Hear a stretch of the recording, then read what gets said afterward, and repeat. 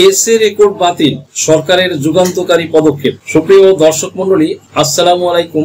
দেশে এবং দেশের বাহিরে যে যেখান থেকে শুনছেন, আশা করি ভালো আছেন, সুস্থ আছেন, নিরাপদে আছেন। বাংলাদেশের ভূমি মালিকানা নিয়ে এক বড় পরিবর্তন দেখা যাচ্ছে। বহু মানুষ এখন দুশ্চিন্তার ভিতরে রয়েছে, কেননা এসএ রেকর্ডের অনেক জায়গায় বাতিল ঘোষণা করা হয়েছে। কিন্তু এই আদেশ আসলে কাদের জন্য?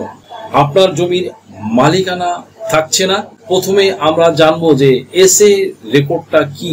মূলত 1956 সাল থেকে শুরু হওয়া জরিপ এই রেকর্ডে তৈরি হয়েছিল, যার অ্যাব্রিভিয়েশন হচ্ছে স্টেট ইকুইজিশন।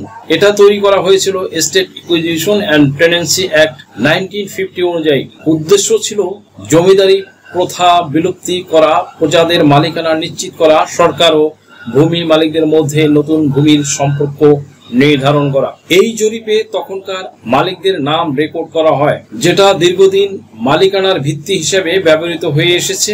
তাহলে এখন কেন বাতিল ঘোষণা করা হচ্ছে?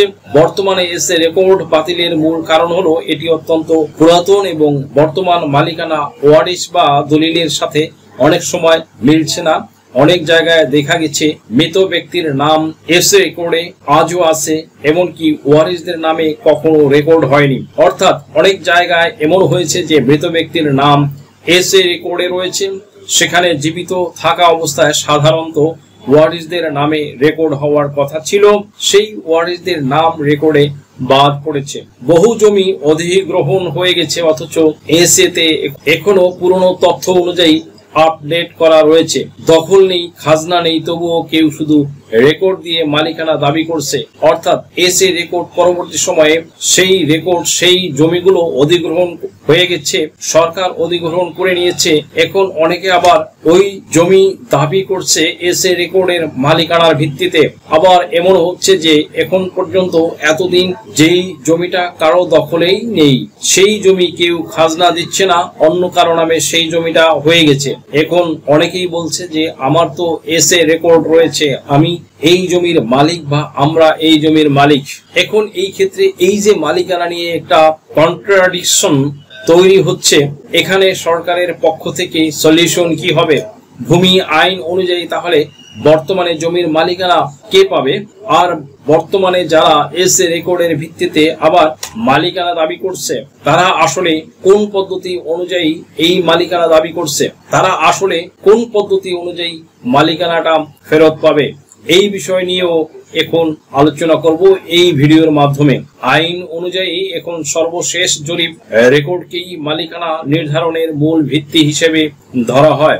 যেমন সে ফর এক্সাম্পল আরএস হয়ে গিয়েছে এসএ, পরবর্তীতে যেটা আমরা রিভিশনাল সার্ভে বিএস হয়েছে বাংলাদেশ সার্ভে। মানে এই যে সার্ভেগুলো হয়েছে, এখন এই সার্ভেতে যাদের মালিকানা রয়েছে বা যাদের নাম রয়েছে, তারাই বেসিক্যালি জমির মালিক, এবং তাদের মালিকানা ততদিন পর্যন্ত থাকবে যতদিন পর্যন্ত না তাদের বিরুদ্ধে চ্যালেঞ্জ করে তাদের এই মালিকানাটাকে কেউ মিথ্যে হিসেবে বা ভুল প্রমাণিত করতে না পারবে। ভূমি মন্ত্রণালয় 2023 সালের বিজ্ঞপ্তি অনুযায়ী এসএ রেকর্ড শুধুমাত্র সহায়ক হিসাবে ধরা হবে। সুপ্রিয় দর্শক মন্ডলী, যদি সর্বশেষ এসএ রেকর্ডটিকে সহায়ক রেকর্ড হিসেবে ধরা হবে, যদি সর্বশেষ দলিল রেকর্ডের সাথে এবং দখলের সাথে সামঞ্জস্য থাকে, তবে এখানে মূলত যে বিষয়টা সেটা হচ্ছে বিআরএস বিএস, যাদের অনেক ব্যক্তির দখল নেই বা উত্তরসূরি অনুযায়ী ভাবে পূর্বসূরি অনুযায়ী আমাদের মালিকানা পাওয়ার কথা ছিল, বাট আমরা সেই নামটা বিআরএস রেকর্ডে পাইনি বা বিএস রেকর্ডে পাইনি, তাদের জন্য মূলত বেশি সমস্যা তৈরি হচ্ছে। এবং কারা মালিকানা হারাতে পারেন এই বিষয়টি নিয়ে এবার আমি ডিসক্রাইব করব। এক নম্বরে যদি কেবল এসএ রেকর্ড থাকে কিন্তু দলিল বা দখল না থাকে। দুই নম্বরে যদি পরবর্তী জরিপ আরএস অথবা বিএসএফ আপনার নাম না থাকে। তিন নম্বরে যদি জমি অধিগ্রহণ হয়ে থাকে অথচ আপনি হালনাগাদ রেকর্ড করেননি। চার নম্বরে যদি জমি বিক্রয়ের পর নাম জারি না করে রেকর্ড নিজের নামে করে রেখেছে। এখন আলোচনা করব সেসব ব্যক্তিরা আছেন তাদের জমির মালিকানা কখনো বাতিল হবে না। 1 নম্বরে যাদের কাছে দলিল রয়েছে, যদিও RS বা BRS রেকর্ডে তাদের নাম আসেনি, কিন্তু তাদের একটা দলিলই রয়েছে। বাটোয়ারা দলিল হতে পারে, সেটা উত্তরাধিকার সনদের অনুযায়ী হতে পারে। এটার একটা দলিল অনেক ব্যক্তি আছে এসে রেকর্ডে তার পূর্বসূরীরা মালিক ছিল, কিন্তু RS রেকর্ড করে তারা মালিকানা পায়নি, কিন্তু সঠিকভাবে তাদের পূর্বপুরুষ জমিটা বিক্রয় করে দিয়ে যায়নি।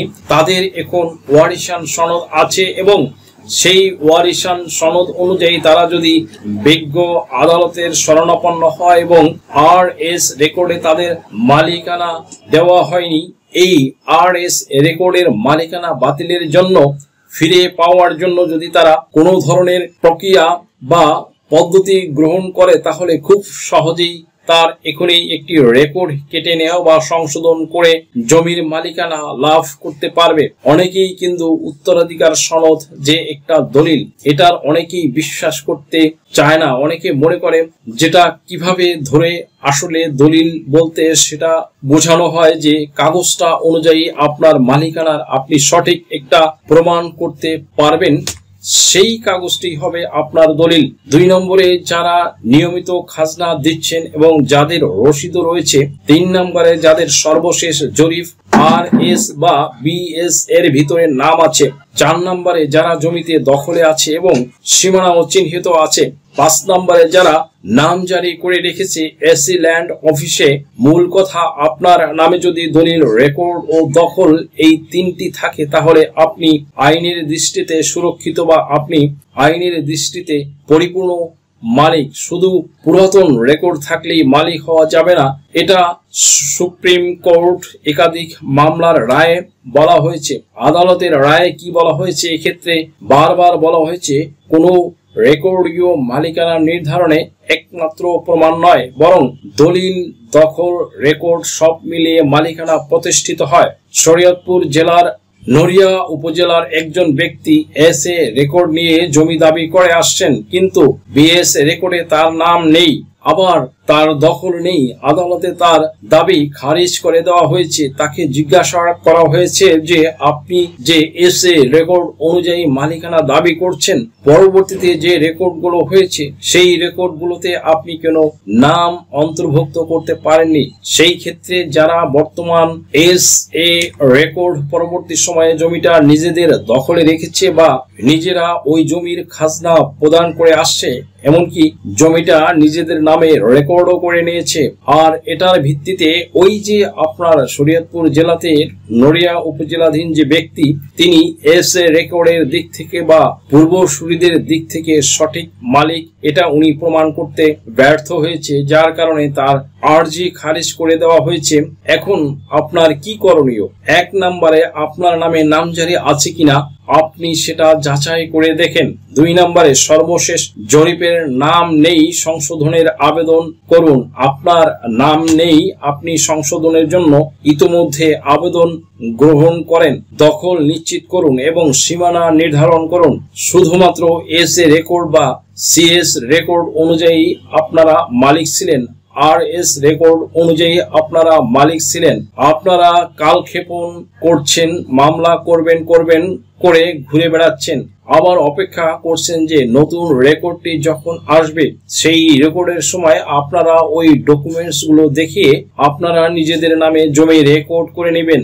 এটা কিন্তু কখনো সম্ভব হবে না। তাই আপনার যদি সঠিক ডকুমেন্টস থাকে তাহলে অনতি বিলম্বে আপনার রেকর্ড সংশোধনের আপনার প্রস্তুতি গ্রহণ করতে হবে, বা রেকর্ড সংশোধন করে নিয়েই কেবল আপনি নতুন আপনার নিজের নামে জমি অন্তর্ভুক্ত করতে পারবেন। এমনকি আপনার নিয়মিত খাজনা পরিশোধ করতে হবে। দলিল যদি হারিয়ে যায় সেই ক্ষেত্রে দলিল উত্তোলন করুন অথবা পুনঃপ্রাপ্তি নিশ্চিত করুন। অনেকে আছে SA রেকর্ডে যে মালিক, RS রেকর্ডে সে মালিকানা পায়নি, কিন্তু SA রেকর্ডে যে ক্রয় সূত্রে মালিকানা পেয়েছিল, এখন RS রেকর্ডে তার নামে আবার রেকর্ড হওয়ার কথা ছিল। আর এখানে তার মালিকানা প্রমাণের একটাই মাত্র পথ, সেটা হচ্ছে দলিল। তাই অবশ্যই মামলা করার পূর্বে বা মামলায় যাওয়ার পূর্বে আপনার যে দলিলটা সেটা আপনার কাছে আছে কিনা এটা কনফার্ম হতে হবে। আর যদি দলিল হারিয়ে যায় তাহলে পুনরায় দলিল উঠানোর ব্যবস্থা করতে হবে। সুপ্রিয় দর্শক মন্ডলী, জমির মালিকানা শুধু রেকর্ড দিয়েই প্রমাণ করা যায় না, সেটা দখল, দলিল এবং রেকর্ড এই তিনটার মিল থাকলেই তবে আইনে মালিক হওয়া যায়। তাই এখনই সচেতন হন, কাগজপত্র হালনাগাদ করুন। আশা করি ভিডিওটি থেকে বুঝতে পেরেছেন যে কাদের বাতিল হচ্ছে আর কাদের বাতিল হচ্ছে না। যাদের মালিকানার সঠিক ডকুমেন্টস আছে অর্থাৎ এসে রেকর্ড পর্যন্ত তাদের মালিকানা ধারাবাহিকতা ছিল, কিন্তু সর্বশেষ রেকর্ডে এসে তাদের ধারাবাহিকতা নেই, তাদের একটা সুযোগ আছে রেকর্ড সংশোধন করে নেওয়ার। তাহলে তারা আরএস রেকর্ড সংশোধন করে নিলে জমি মালিকানা ফিরে পাবে এবং বিডিএস রেকর্ড তথা বাংলাদেশ ডিজিটাল সার্ভেতেও তারা নিজেদের নামে রেকর্ড করে নিতে সক্ষম হবে। কিন্তু এসএ রেকর্ড পর্যন্ত তাদের মালিকানা সঠিক ছিল, তারপরও তারা জমি হয়তো বিক্রয় করে দিয়েছে অথবা জমিটা তারা এওয়াজ বদল করেছে বা হেবা করে দিয়েছে, যে কোনো ভাবে জমিটা তারা হস্তান্তর করেছে। এরকম যদি হয়ে থাকে তাহলে এসএ রেকর্ডের ওয়ারিশেরা তারা যদি মনে করে যে আমরা মালিকানা ফিরে পেতে চাই, আমাদের রেকর্ড সংশোধন করে জমির মালিকানা পেতে চাই, এটা কিন্তু কখনো সম্ভব হবে না। এই ক্ষেত্রে আপনাদের মামলা বাতিল হয়ে যাবে। আপনারা এসে রেকর্ড অনুযায়ী মালিকানা থাকলেও আপনাদের এই মালিকানার কোনো ভিত্তি নেই। এই পর্যন্ত যাদের হাতে জমিটা রয়েছে, যাদের দখলে রয়েছে, যারা খাজনা প্রদান করেছে, এমনকি যাদের সঠিক ডকুমেন্টস রয়েছে, তারাই এই জমির অ্যাকচুয়ালি প্রকৃত মালিকানা দাবি করতে পারবে। আপনার কি ভিজিট ভিসা বা স্টুডেন্ট ভিসা বা সার্ভিস ভিসার জন্য ফিনান্সিয়াল এফিডেভিট প্রয়োজন? Sponsorship affidavit, relationship affidavit, support affidavit, asset valuation, property valuation এছাড়া অন্য সকল ধরনের এফিডেভিট নিতে আজই ডায়াল করুন 01724583880 নম্বরে।